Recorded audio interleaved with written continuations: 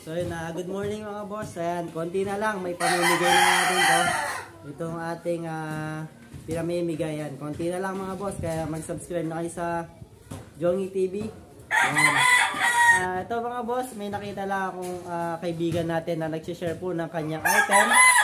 No, na gusto ko rin ipakita sa inyo. Baka sakaling merong may gusto or merong gustong umorder sa kanya. Meron din siya mga binibentang pen at TP mga boss. Yan, sa mga gusto mag-inquire. So ayun, update ko muna kayo dito sa Timbakuran. Ano? Dati ano to, parang wire siya.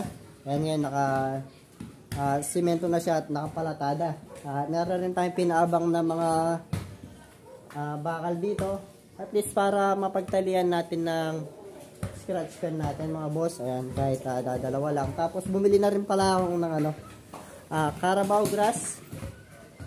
So ay meron pang isang sako dito. Mamaya ilalagay natin yun doon. So ayun, sa mga hindi pa nakapag-subscribe at bago pa lamang dito sa mga ating YouTube channel mga boss. Ayan, mag-subscribe na kayo lalo na sa mga sasali natin dito sa ating pinamimigay na manok. Yun, huwag niyo kalimutang mag-comment mga boss para at least agad kong malista kasi yung pinaka-entry name nyo, yun yung Gmail na pinagko-comment nyo sa ating comment section yan. Dyan sa YouTube, pa-follow na din tayo sa TikTok, yan, Jongy TV. At sa ating Facebook page, yan, pa-search na lang mga ito. Yun mga boss, ito yung po yung kanyang binibenta mga boss na feeder stand. Ano to? Universal, sa maliliit, yan, sa black plastic. Tapos sa clay pot. Iba-ibang size ng ano to. Ng feeder, Okay, order na mga boss.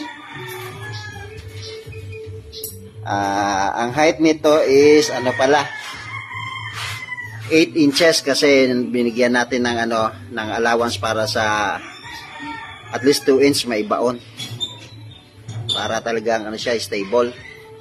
Tapos yung diameter ng ano natin, yung bilog sa taas is 6 inches. Okay.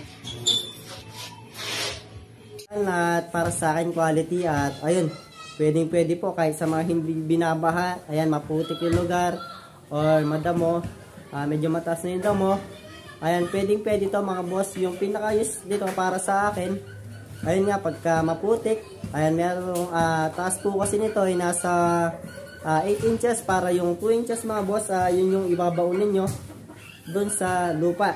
So ayan, pwede nyo rin yung gamitin para sa mga iniiwasan po yung mga palaka. Minsan kasi alam naman natin yung mga palaka, ayan, dun sa tubig, ano, dun sa pinakapaso natin, meron mga nagtatambay doon pagdating ng gabi, no? Baka yung ating manok, siyempre di natin maiwasan, baka umihi yung palaka doon, no? So pwede po kayong gumamit nito ng kanyang item, no, na feeder stand mga boss, no?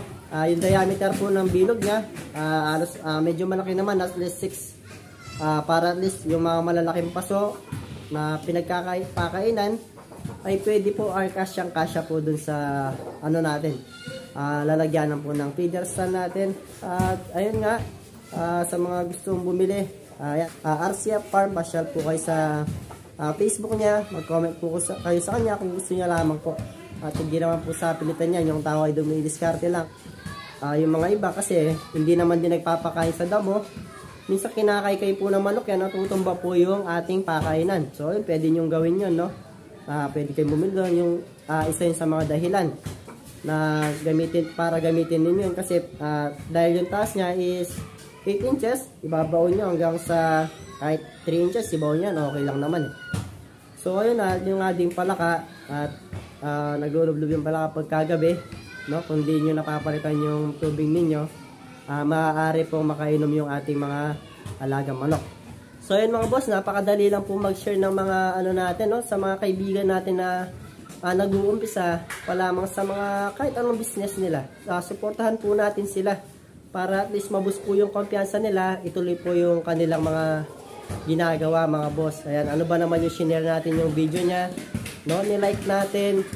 Ayun, kahit pa paano, malay mo dun sa mga kaibigan mo, merong gustong ganong item. O kahit pagkain man yan, at least nasusuportahan natin sila. Hindi yung nag-uumpisa pa lang siya, tinatawaran mo na. Bagkus dapat nga pasobrahan mo pa. Ano, sa mga kaibigan natin na kumakayod, gusto ba gumawa o mag-umpisa ng small business. Ayan, suportahan po natin yung mga kaibigan natin. Ayan, shoutout po sa mga kaibigan natin dyan na lagi sumusuporta mga boss. Lalo na kayo Kabalan na Kenin Pampanga. At yung mga kaibigan natin, mga katupa, ayan, mga tropa kay Melpi Borga. Ayan, at kay EGP Chong Game pa, maraming salamat po sa inyo lahat. So yun lang mga boss, sa mga gusto mag-order, ayan, sa kaibigan natin, mag-comment lamang po kayo sa kanya o mag-message po kayo sa kanya. So yun lang mga boss, mag-iingat po kayo palagi.